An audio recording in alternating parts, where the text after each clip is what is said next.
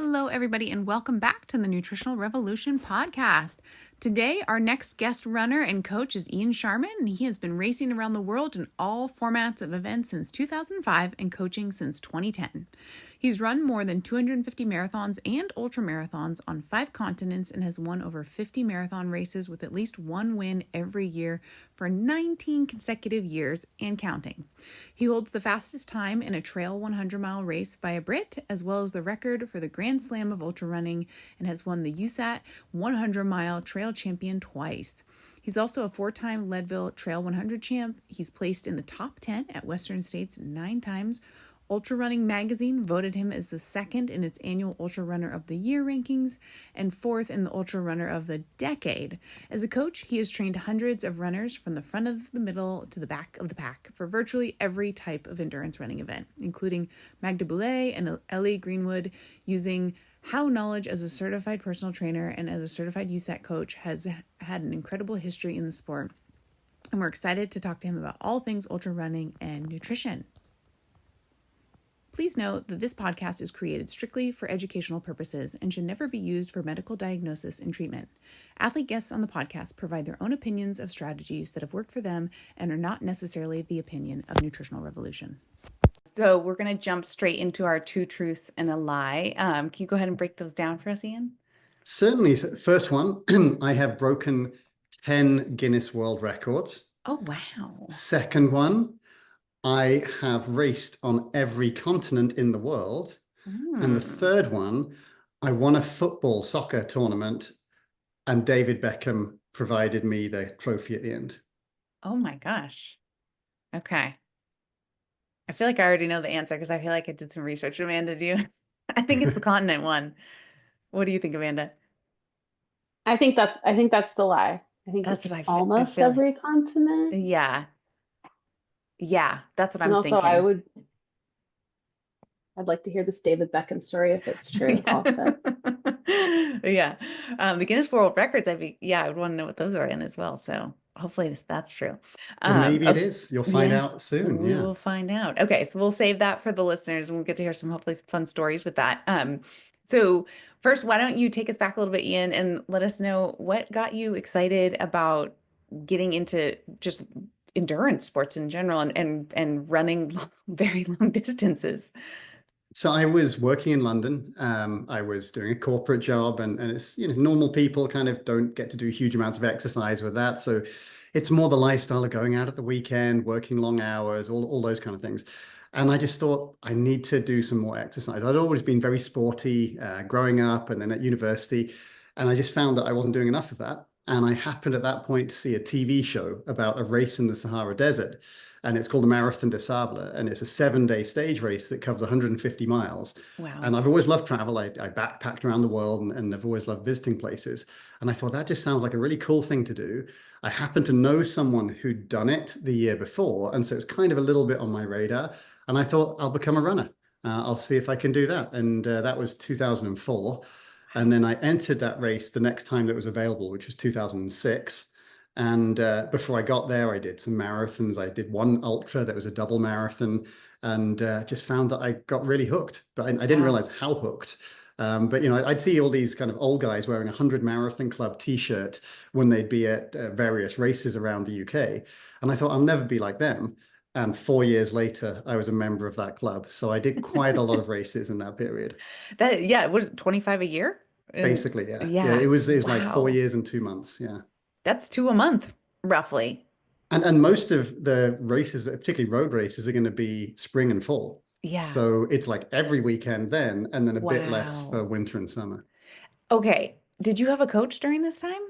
No. I wasn't trying to be professional. I was just having fun. Yeah. I just liked traveling to, like, my typical weekend would be Saturday morning, get a really early flight. There's all these cheap airlines you can do out of London to almost anywhere. Get the early flight, like a 1.5 hour flight, go to a race expo, go to a hostel, sleep in a room with 20 or 30 other people. None of them are doing the race. Get up, run a marathon on Sunday morning or whatever race it was. Quick shower, back on the plane, in the office Monday morning. Oh my gosh. Good for you. That's amazing. It sounds like a fun, eventful weekend. It was. I couldn't imagine doing it now. Yeah, right. goodness, how did your body hold up? Like, did you ever have any issues? Not really, not too many injuries at all. So I was in my mid Wow. 20s. I also Mhm. had a good background of lots of different sports, so that helped. But also Yeah. genetically, I think I was a little bit lucky that my body can hold up to that. So I don't recommend racing that much for someone as they get into running Yeah. or triathlon or cycling, but it just kind of was fun for me. It's not like I was going as hard as I could every weekend, but Yeah. occasionally there'd be a bigger race that I'd try to really go for it. But Yeah. no, I was probably a bit lucky in hindsight, Wow. and it got me interested in learning more about training methodologies and how the body adapts and all the elements of that. I was reading what I could. I was a member of Running Club in London, trying to Mhm. pick their brains as well. So I was definitely trying to be a student of the sport, and I got a lot of trial and error in those Yeah. first 4 years. Wow. Yeah, that's how you learn, right? So talking about this, you said it was a race in the Sahara. Is that Yeah. what? So going from then, 2006, to now having had multiple top 10 finishes at Western States, how has how has your knowledge around nutrition and fueling during an event changed since something like that, the I 2006 was event? definitely a novice going into those first races. Had no Yeah. idea what I was doing. The stuff that I took the desert, because you have to carry all the things with you. The only thing they Mm. provide is a tent at the end of each day Wow. and water, because Oh the gosh. amount of water you need for a week in the desert is way too heavy to carry that. So Hmm. you've got your bedding, you've got a week's worth of food. Wow. And I just, looked things up on forums, and I had all this dehydrated food, which other people had. I had a thing called Kendall mint cake, which is Mm. basically pure sugar. It's like a block of minty sugar, but it Wow. is so high in carbs and calories. So I had a load of that with me. I wouldn't touch that now. It's just way too overpowering. Yeah. But I didn't really know what I was doing. That's why there was that trial and error. And then when you move up to longer distances, particularly things that are lasting all day long, like 100-mile races, nutrition becomes such a major factor. And I'm sure you'd have heard the idea that these ultras are typically eating contests as much as running contests. Yeah. So again, it was kind of a bit of trial and error, but like with the marathons and with that racing initially, excuse me, I was able to just kind of get away with stuff. So Mm. my stomach was really good for a long time. And Yeah. it's only after a number of years that I started to have more difficulties as I got into my late 30s. I never Interesting. puked in a race until I'd done 200 plus marathons and ultras. And then Wow. I've had that a little bit more recently. I'm now 44, Mm. and it is definitely more of a challenge. So Mm. as you age, that becomes a bigger factor. Also, talking to people about it all day long with coaching, nutrition, particularly race nutrition, is a big part of that. Hmm. But the main things I've learned are you have to practice it. So you can't just turn up on race day and expect to suddenly eat huge amounts of calories, particularly with running, but really with any type of exercise. You're going to be out there for several hours. You Yeah. need to know which things work for you personally. You also can train your stomach up by having more calories per hour so that the stomach is better at digesting. So like the muscles get fitter, the stomach gets better at being able to digest. But it's so individual. There's no, Yeah. this is the perfect product or this is the exact strategy, other than the idea that you definitely need carbs and you need to be able to have some degree of race food. There's a lot of different paths there. And Yeah. so much of that comes down to trial and error in your training, in build-up races. And it's very difficult to get right. It used to be dead easy for me because my stomach just Mm. managed everything.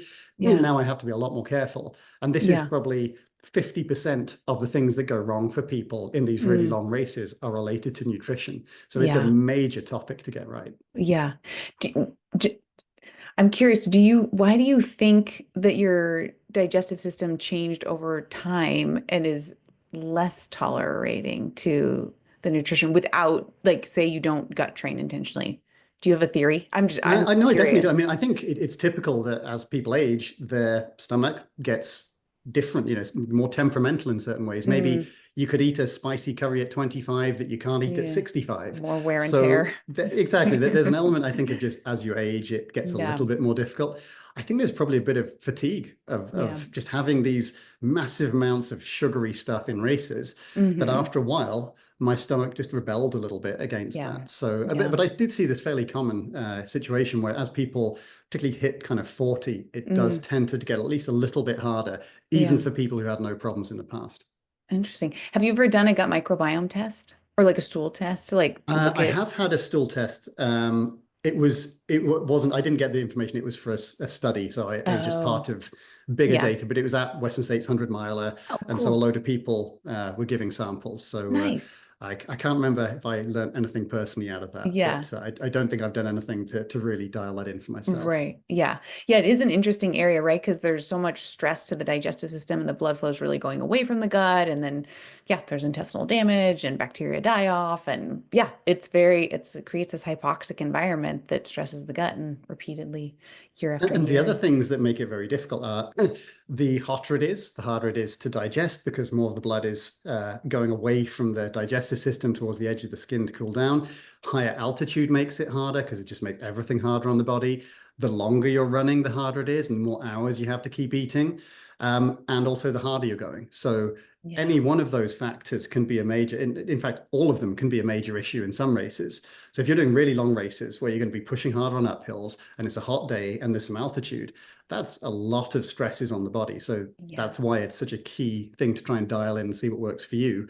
Yeah. And even then, you're probably going to have some problems.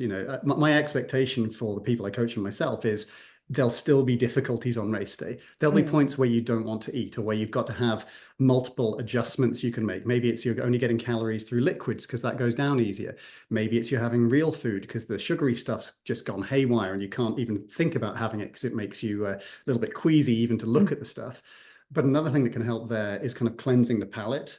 And so a tactic that I actually heard from Courtney Dauwalter, one of the big names in ultra running, is that she'd brush her teeth in races. And so now that's something I recommend. That's something I do. And it's just a good way of getting that kind of film of sugar off the inside of your mouth so you can keep eating.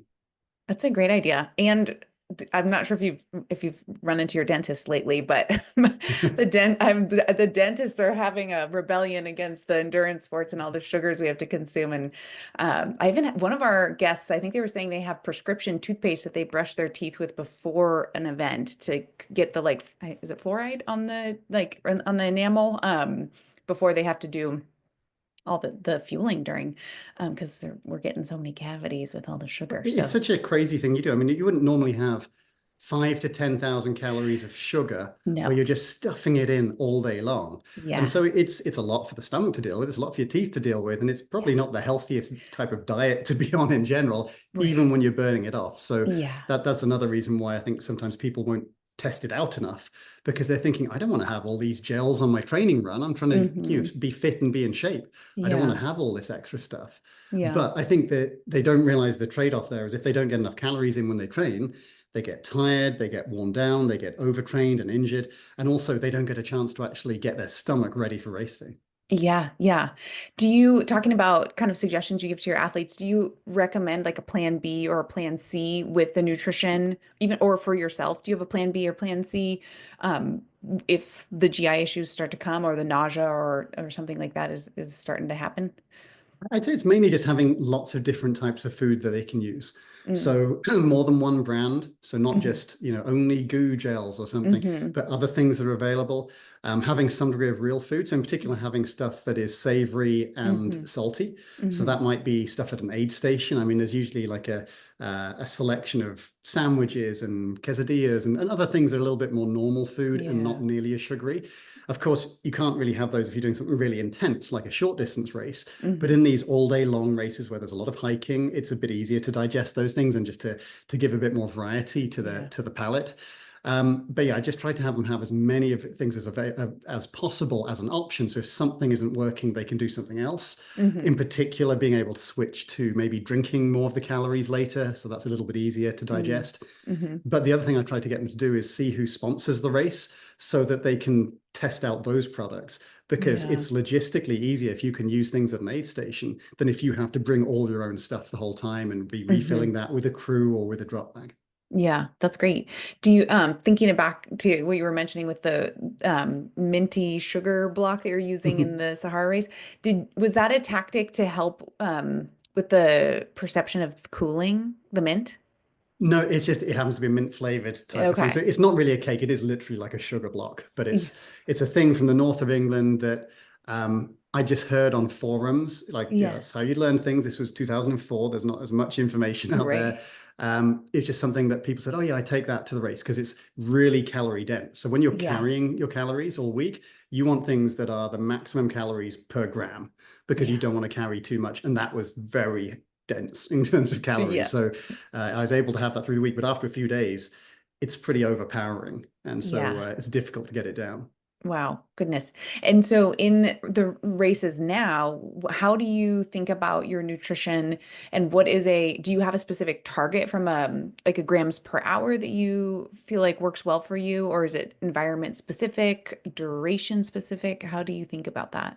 Definitely duration specific. So I have kind of a rule that if it's up to about 6 hours, Hmm. I'll do pretty much only race food. So Mm. typically gels. So if that's a marathon or a shorter ultra, I know that my stomach will be fine for that. And that's the type of food that is easiest to get down. But you Mm-hmm. just can't do that all day long, or Yeah. it's just too overwhelming. So when it's beyond 6 hours, I try to have a little bit more real food, have a wider variety of race foods from more brands as well. Mm. And the other thing here is by having more than one brand of, say, gel, you can get different types of sugar.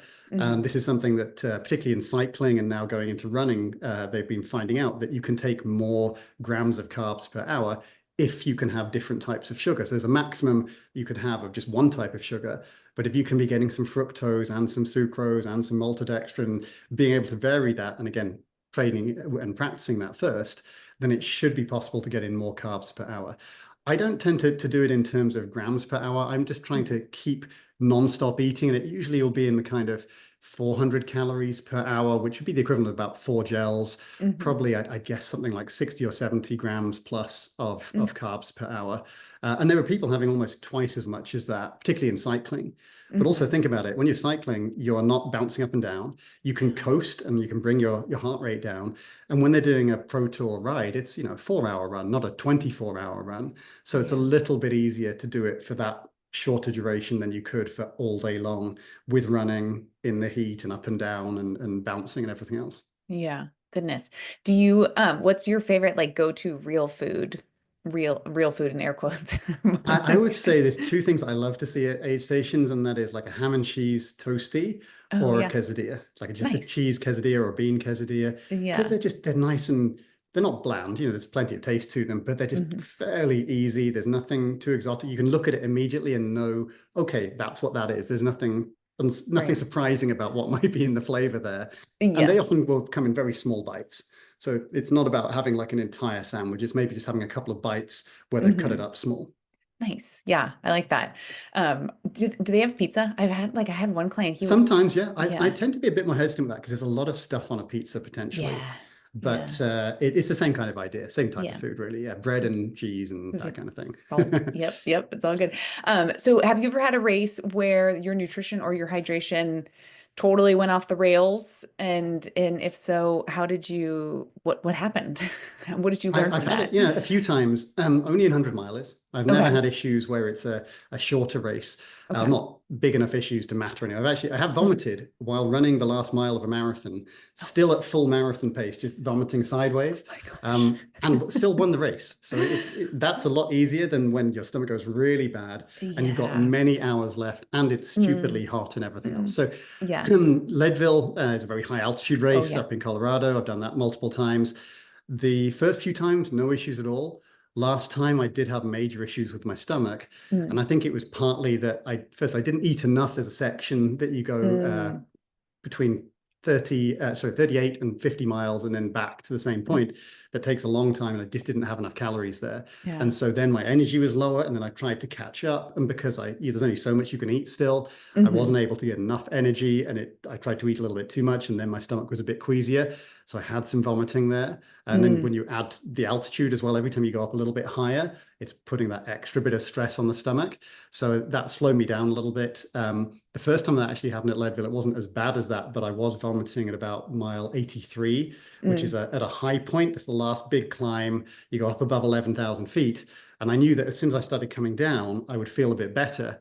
But I had to walk down the first bit of it and was very queasy and did puke a little bit up there. Yeah. But I luckily had enough of a lead that I was able to scrape a win still. But Wow. usually it goes a bit worse than that. But it also kind of comes back to the idea that you expect these things to happen. You don't expect everything to be perfect. You can afford to have sections where you slow down or where your stomach isn't quite behaving or you have to eat a bit less and still finish the race Yeah. really well. In fact, a good race is where you just deal with things well. An amazing race is nothing goes wrong. And in a 100 miler, that's incredibly rare.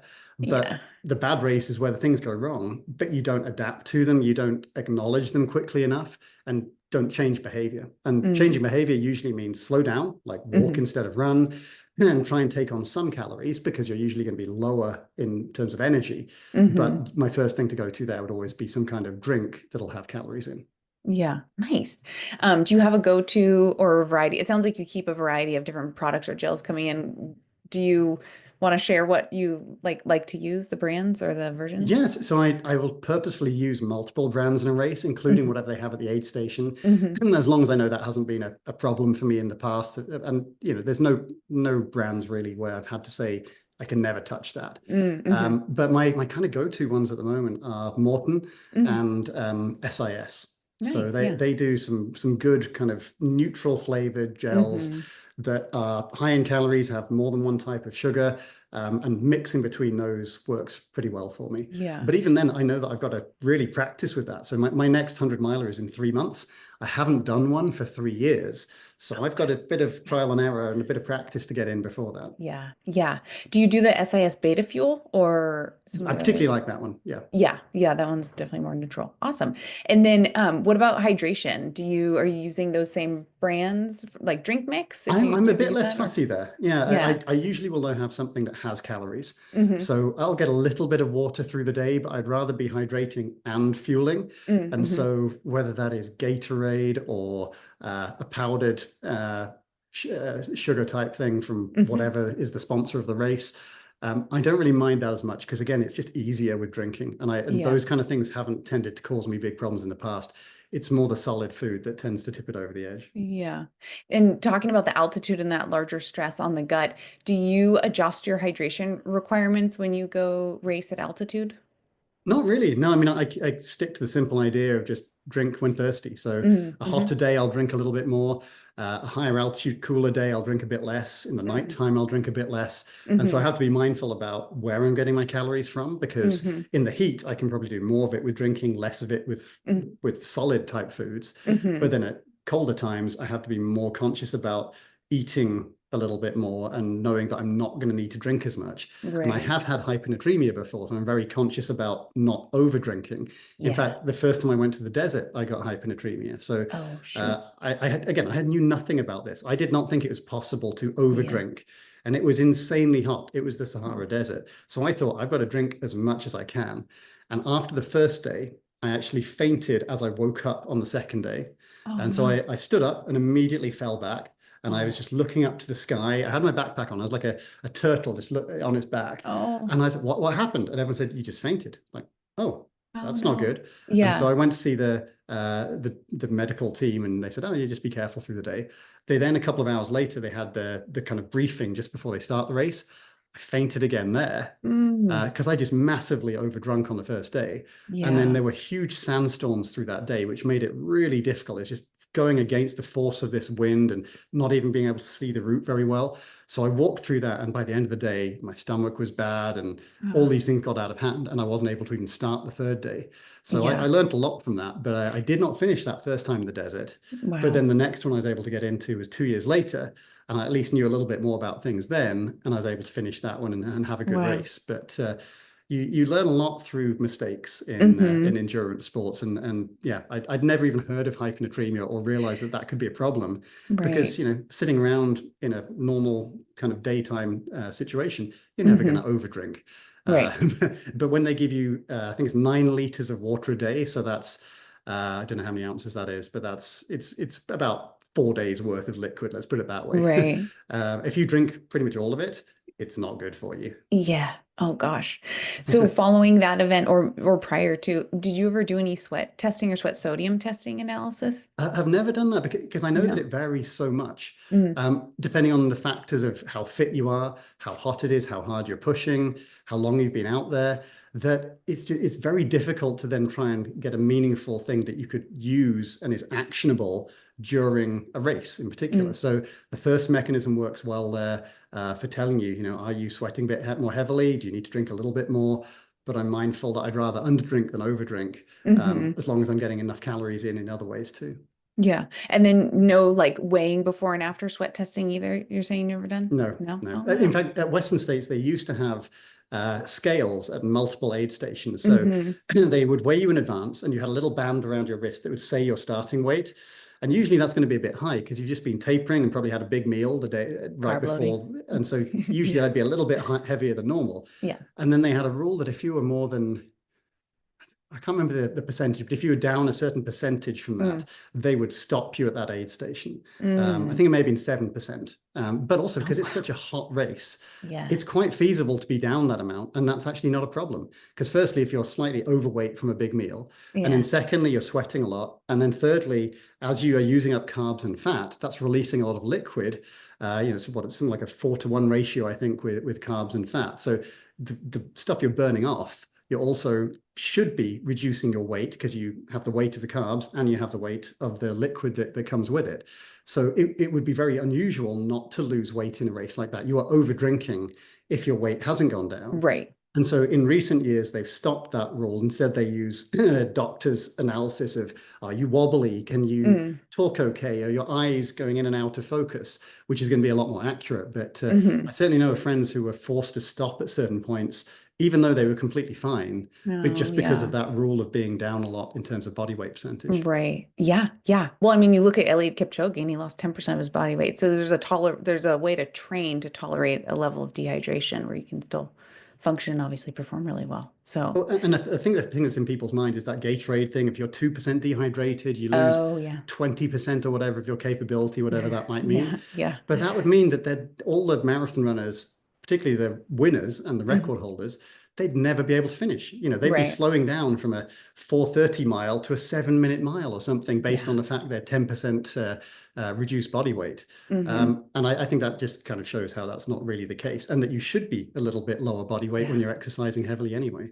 Right. Yeah. Yeah. It's certainly an interesting and helpful tool, I think, the weighing, because like you're saying, you don't want to come out weighing the same or more. That's a really huge indicator, right? Of the like talking about hyponatremia, you don't want to be over consuming.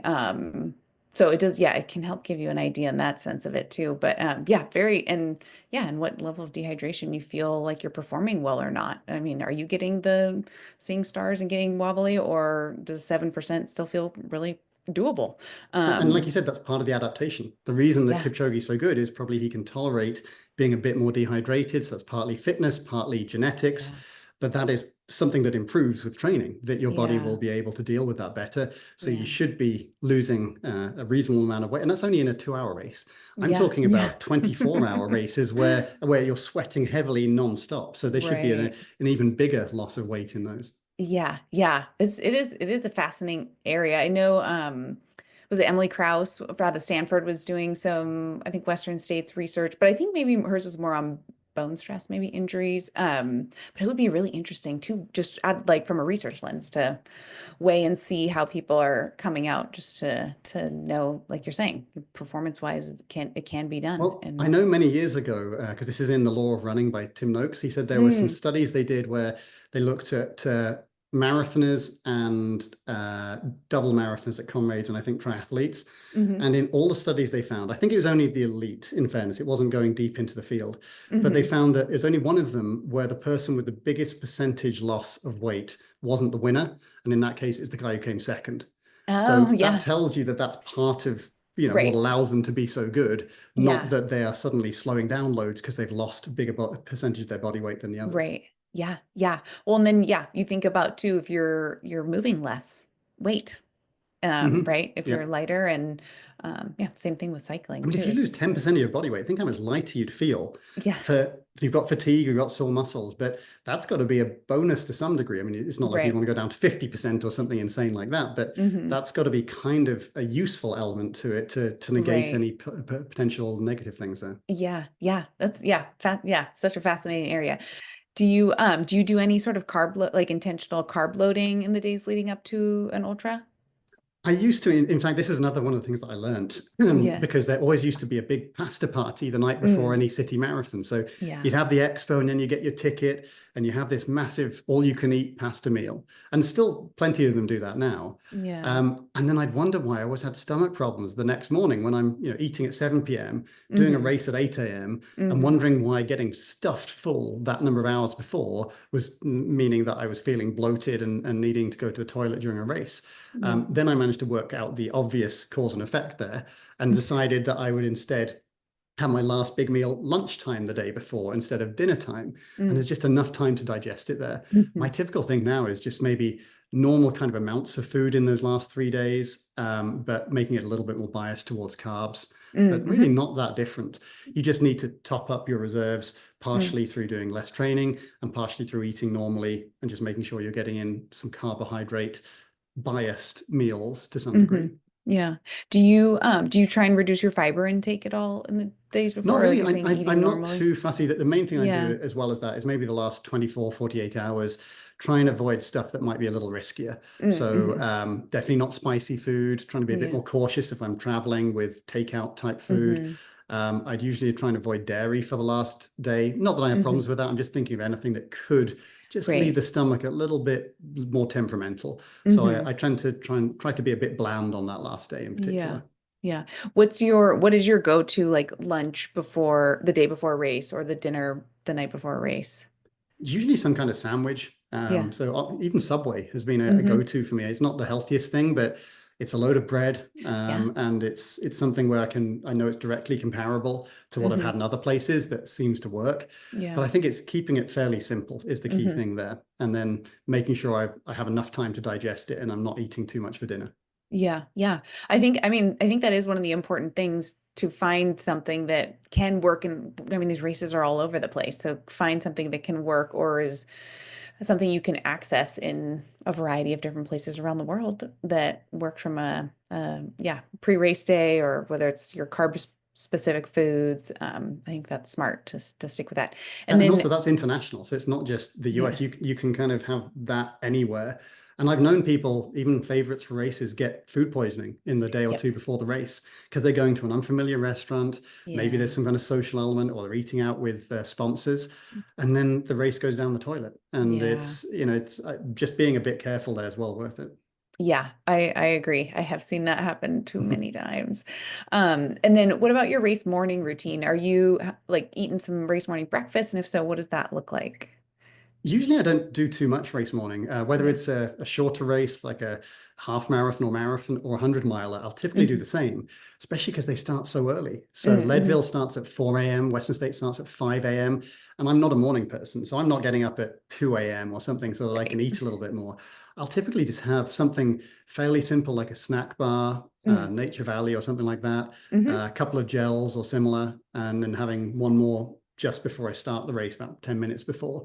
But that Nice. seems to work well for, because I'm going into it with enough Hmm. carbs in my body. So all Yeah. I've got to worry about is just replenishing stuff from when I slept. And Yeah. with a really early morning start, there's not even that many hours of sleeping anyway where my Hmm. body's been burning stuff off. Yeah. So I keep it very simple. I have a very small amount of food before the race because also I know in a long race, I'll be eating nonstop from the first hour onwards. I Yeah. think too many people maybe have the breakfast and then they take a while to start eating in the race.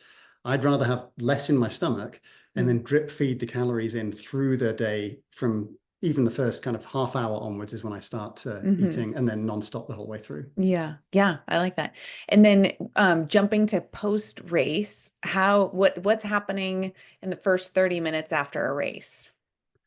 Usually, I'm not too bothered about that because I've been spent the entire day force feeding myself.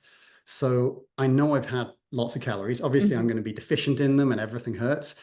But also because the more recent research shows that you don't need to have it in that tiny window afterwards, whether it's a training session or a long run, that as long as you eat through the rest of the day, you should be okay. So usually I'm just so overwhelmed with eating. It takes so much effort. I've had people bring me my favorite candy bar or a beer at the finish. And I'm just thinking, I don't want any of that. That tastes Yeah. horrible right now. The thought of eating is off-putting. Yeah. So probably the main thing I have right afterwards is something like a Coke. Just because the fizziness is Yeah. what kind of goes down well and just feels a little bit different. Plus, Yeah. that's a little bit harder to drink while you're running because of it makes you burp more, and you can't really put it in a handheld bottle or similar, because you shake it up and down, it just explodes. But that's kind of my go-to is some kind of fizzy drink at the finish line. Yeah. Do you find at the finish line, like you have no appetite typically, or? Typically, yeah, because Yeah. my stomach has been shut down to some degree Yeah. because the exercise mean that the blood has been prioritized to the skin for cooling, to the muscles for exercise. So it's not like I feel hungry, even though I'm low on energy. And I've been force feeding so long. It's just nice not to have to keep eating. So I find it's very difficult to eat. I do try to eat something within that first hour or two afterwards. It might be hanging around a bit at the finish and then grabbing something and coming back, or going back to the hotel. But it's an effort. It really takes discipline to force down anything, even if it's a delicious thing. Even if it's stuff I'd normally say this is a treat. Your taste buds are just so overwhelmed if you're having sugary stuff all day long. Nothing really is enjoyable. And I kind of find that the next day too. That I think I'll be, I'll have a treat meal. I'll have something big. I'll have a pizza. I'll have yummy stuff. And then it's just not enjoyable. And I just feel like I'm wasting the calories, and I might as well have just eaten good, nutritious stuff, get in stuff that's going to allow my body to rebuild, because nothing is really appealing until at least a few days have gone by after an eating competition like this. Yeah. Like you said, just a lot of like continued stress on the gut. We had one, well, there's probably been multiple, but was it our last guest? I think she was saying she like craves like a salad after a race, just like all the sugar, she just wants. I could see that would be more appealing than like a burger, I would say. Yeah. So what about caffeine? Do you utilize that at all prior, like race morning or during a race? Caffeine doesn't have a huge effect on me. So I have actually had a test for that, and I'm a low responder to it. I actually drink quite a lot of Diet Coke and Coke Zero, but I'm not really a coffee drinker. So because of that, it doesn't make as much difference to me when I have it. But my rule of thumb is I try to wait till at least deep in the race before I have caffeinated gels or other caffeinated food. And in particular, if I'm going to be going through the night, I try to wait till the night time so that it counteracts the body's natural response to get a little bit more drowsy, a little bit less alert. And then once I start having caffeinated stuff, I try and do it all the way to the end. So just not having big gaps in no caffeine. So there's not a high, then a low, and going through the difficulties that'll cause on your body, and the kind of the idea then that you're thinking, I've lost all my fitness, or I'm feeling crappy. It's like, nope, just on a caffeine low, I can fix that easily. So same kind of thing with sugar as well. I'm just trying to drip feed it in and not have big gaps, so I don't get a sugar high and then a sugar low and feel really bad and slow down a lot as a result. Yeah. You said you had a caffeine test. Is this the genetic test for the CYP1A2? It was, yeah. Okay. It was several years ago, but it was a genetic test for that. Yeah. Awesome. I encourage people to get that done. It can be helpful. A lot of people think that, you can drink coffee and go to bed, that they must be a fast caffeine metabolizer, but not the case. All I knew is they said, you don't respond to it too much. So it's not going to have a big effect. It's not going to really perk me up or give me a turbo boost, but it'll still be useful in a race to give that extra little pep, hopefully on top of the sugar. Yeah. And then, so what about other ergogenic supplements? Do you do beta alanine or sodium bicarb or creatine? I've tried sodium bicarb for a couple of marathons in the last year. So just because it was this hot topic, and as a coach, I want to, again, do a bit of trial and error, learn a bit about it myself. It seems to have worked. I had 2 good races the 2 times I had it. Awesome. It's impossible to tell how much of that was down to that. If you're 1% better, you can't compare that to know that it was 1% better. But it definitely didn't seem to have a negative impact for me. But the thing that I was surprised about, because I didn't even really look at the packaging until the night before, and it says you're going to have this an hour and a half before you do the exercise, or you've got to have the first bit, and then you've got to wait an hour, and then another hour and a half until you do the exercise. It's like, oh crap, you've got to get up early for this stuff. And if you don't, it can really upset the stomach. So I was able to try it out that way, use it as directed, and that seemed to work well. Awesome. I do know a couple of my clients who they didn't read things until race morning, and then it was too close to the race. They still had it, and then they had an upset stomach. So it is one of those things where you've got to be very careful that you use it the correct way, because it can be detrimental otherwise. But no, I wouldn't say I'm sold on it as being a guaranteed performance enhancing thing, but it seemed to at least have no negative effects. If I just use it for races, it's expensive, but not in the context of like every now and Yeah. then. So Yeah. I seem to I recommend it as a low risk thing as long as you take it as directed. Yeah. And are you using the Martin bicarb system? It is, yeah. Yeah. Okay. And then what about ketones? I've only ever tried them once because I got a free sample one Oh, time, yeah. and I had it before doing some strenuous exercise. And the first thing that hit me is this stuff tastes disgusting. Yeah. Like I couldn't imagine being deep in a race where everything is difficult to eat and then Yeah. going, I'll have this nasty juice. I could only imagine that it would make me vomit. So Right. also based on the research, it sounds like it's very difficult to prove necessarily how much of an effect it's having. So I feel like the sodium bicarb is Mhm. low risk. You don't use much of it. It's not like you're having it every few hours, and it's not as Right. expensive in total as something like ketones. So Yeah. low risk, potential little reward. That's a good thing to try. The Yeah. ketones is more expensive, nasty taste, potential upside, but again, the research is a little bit more mixed on that. So I just don't think they're worth it at this point in the types of products they have right now. And from what I understand, they all taste horrible, not just the Yeah. one that I had. But no, I'm always open to trying to learn and seeing what can be helpful. And the way I look at anything, whether it is to help with recovery or racing or nutrition, is what is the cost and the benefit. And that means Yeah. both financial and the cost, or does it have an effect on reducing recovery? Does it have some negative side effects, like it might make your stomach go bad or something in a race? Yeah. So it's always trying to work out, if there's something where there's potential upside, very little risk or cost, great. Yeah. No downside, even if it's a placebo.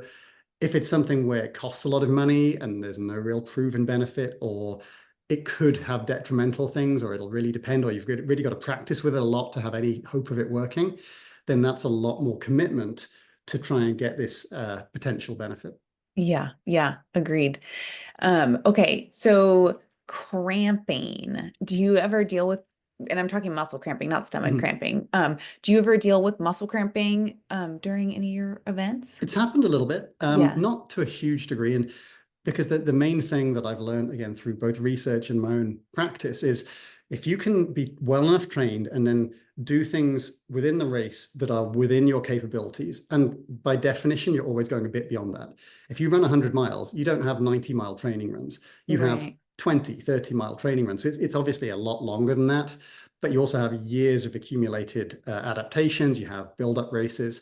So it's largely about pacing. And I think this is the thing that people don't realize, that if they're cramping, they're probably just pushing a bit too hard for where their fitness is. And that risk goes up hugely on a hot day. So the chance of cramping is just a much lower threshold where you will be pushing too hard and your body will cramp.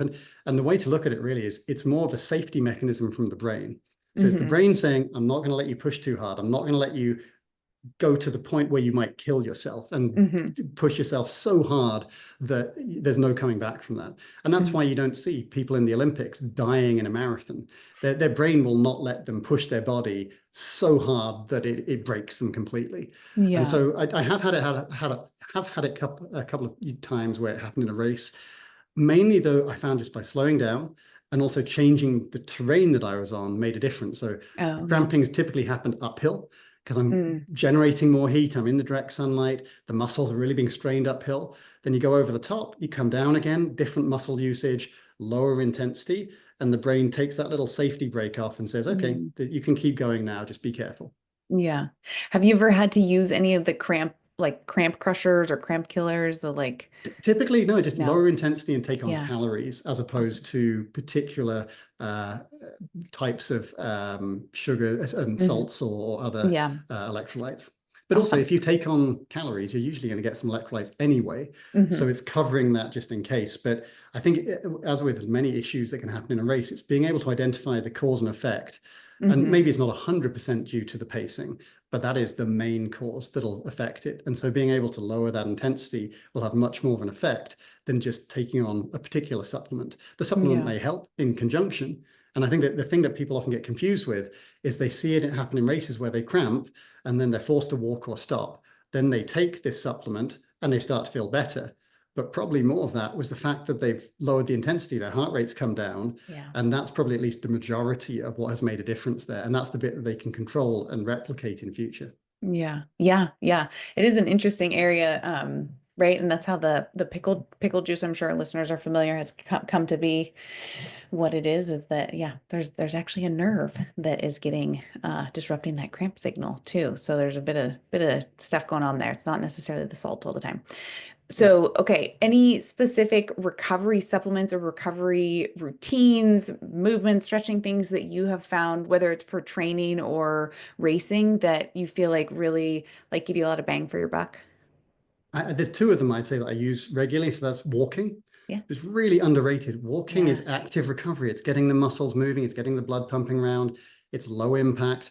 You could also do that by light cycling, would be the same Mm-hmm. kind of effect. But going for a walk is just easier. You can Mm-hmm. walk the dog. You can walk with family members. While going for a bike ride is a little bit kind of separated from that. Mm-hmm. And the other thing is massage, Oh, because yeah. I find that particularly when there's a change in training, doing more climbing, more descending in particular, anything that is different, more speed, will Mm-hmm. tend to lead to a bit more tightness in the muscles, and then Yeah. that can impact the gait Mm-hmm. and alter, put a hitch in your step. And so Mm. just being able to stay on top of that and avoid that reduction in mobility, I find really you can feel that it feels better, and also I can see it just tends to have a lower chance of injury as well. But yeah, I'm a big proponent of sports massage. It's one of those things where there's not good science to say that it helps in terms of better recovery or lower chance of injury. But also, it's very difficult to do a double-blind study. You know if you had massage or not. And so Yeah. I think part of it is it's difficult to measure how reducing the tightness in the muscles, allowing that mobility to stay higher, has a direct effect on not getting injured. But it's Mm-hmm. something that I definitely can see the mechanism, and I definitely find that it helps me personally. Yeah. Do you try and get a massage within like 24 hours of the race, or what's kind of your routine? Always longer than that because the muscles are so sore after even Yeah. a short race. The Yeah. next day the muscles will be a little bit tender. I Yeah. usually think about 3 or 4 days after, just so that initial muscle soreness has gone away at least. And then same kind of thing before race. I don't like to have a sports massage within the last 3 days because there's just Mm. that kind of groggy feeling you can Yeah. sometimes have that then leads to feeling a little bit off on the runs. Yeah. Yeah. I think that's a great advice. Okay. And talking about the massage, what are your thoughts on like the compression boots, those kind of tools? I've tried those. I just, again, I don't see the benefit of those to the same degree as massage because the compression boots, I know the idea is it's helping the blood flow go through. I'd rather just go for a walk to do the Yeah. same kind of thing, Yeah. or just being more relaxed or have a day off from training if you've Mm. overdone it. While the massage, they're getting in and really getting rid of knots and stuff that compression boots are not going to work on as much. But Yeah. equally, if it feels good, then that's a benefit, even if it's a placebo effect. Again, I go back to what is the cost and the benefits. So the cost of it might be it's part of your gym membership, or you have to pay Mm. for each session, or you have to pay hundreds of dollars for the boots. So that Hmm. is a cost. If you've got, money's no object, then that's not really something that matters. And even if it just feels nice, that'll be worthwhile. But I think for a lot of people, that's something where because it does have that bit of financial cost, it's a bit Hmm. hard, like massage as well. That definitely has a financial cost. So you really want to see some benefit in terms of how much better you feel or a lower chance of injury afterwards for it to Right. be worthwhile. And I certainly Yeah. see that with myself. I don't really see that being worthwhile for the compression boots. Mm-hmm. Yeah, great point. Okay, last question before we get to your two truths and a lie. As an athlete who's had a long and successful ultra running career, what advice would you give to younger runners about fueling and recovery for longevity in sport? I would say practice it more than you think you need to, Mm. because it might just work for you initially Mhm. when you're in your 20s, Mm. but you'll need to get better at dialing it in over the years because, like I said, it does tend to get harder for people. It has been for myself. I see this almost universally amongst my runners that it at least gets a bit harder, Mm. even if it still is very manageable. So Mhm. I'd say make sure you're training. And also, the other benefit of that is if you're doing your harder sessions and your long runs with a bit more fueling, you should have higher quality and you should be able to recover better. So it's important for practicing it for race day as well as for the training itself. But yeah, I'd say, yeah, just try lots of different things as well so that you can get a sense of everything that's out there. And it's equally as important to know which things don't work for you. Like if you Yeah. go to a race and they have a product that you've never tried before, you don't want to try it for the first time in the race. And you definitely don't want to find out that that's the one product out there that doesn't work for you and makes you feel Right. bad. And so that trial and error is such a big part of it. Yes, yes. Have you found as an athlete that spending more time warming up and cooling down is more important now? Not so much. It's more just little things to stay on top of. So Yeah. I always recommend someone starting off any exercise, whether it's an easy day or a hard day, by going slower at first, giving the Mm-hmm. muscles a chance to warm up. So that I'd say is universal for any Yeah. age. I don't think that that's only as you age, you have to do a warm up. But I also include more of a dynamic stretching routine just for a minute Mm-hmm. or two, things like leg swings, front and back, left and right, Mm-hmm. potentially lunges or squats. Same Mm. kind of things I'd actually do at the beginning of a race when I'm Yeah. just getting my muscles ready for that, because you want to be going hard at the beginning of the race. So you've got to get that warm up done before, while in training, you can have part of that warm up be the first mile or two of running. That's great. But no, there's nothing really that I do too much differently there that I think a young person should do differently, but they should get into the habit of that you don't just go straight from the couch to full effort. I don't think Right. that's a good idea for anyone. Right. Yes. Okay, so I'm going to jump back to your two truths and a lie. Be mindful of your time here. So, you had said you broke 10 Guinness World Records, you raced on every continent in the world, and that you won a football soccer tournament, and David Beckham gave you the trophy. I think Amanda and I both agreed we thought that raced on every continent was a lie. Is that correct? It is correct. Yeah. Oh, So yay! that I think I've raced on, well, I know I've raced on 5. I'd Wow. like to race on Pretty 6. good. I don't really care about Antarctica. It's just Yeah, really yeah. expensive to go there. Oh, and chili? Chili a little bit? Well, it's the cost, and I don't particularly like the cold as much. I'd Yeah. rather have warm weather running. So I don't blame I you. still haven't raced in Australasia. So that's the one Mm, continent I'd like to race on in the wow. future. Yeah. Amazing. Tell us this football soccer trophy story. So it was a corporate tournament that was for charity. Oh, And so cool. the company I worked for, we won it, and it Mm. was sponsored by, it was David Beckham Academy or something that sponsored it. And so he gave us the trophy at the end. And each of the teams had a professional soccer player as their manager through the tournament. So that Wow. was kind of Cool. cool. So it was, yeah, really cool experience. And that That's was when I awesome. was 23, 24. Yeah. Amazing. And what are these 10 Guinness World Records?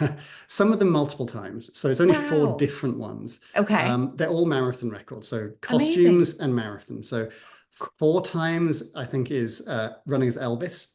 Oh my gosh. Um, I've done one that was Santa, fastest Santa. Oh, I've done a couple that were fastest movie character, and I did that as Maximus from Gladiator.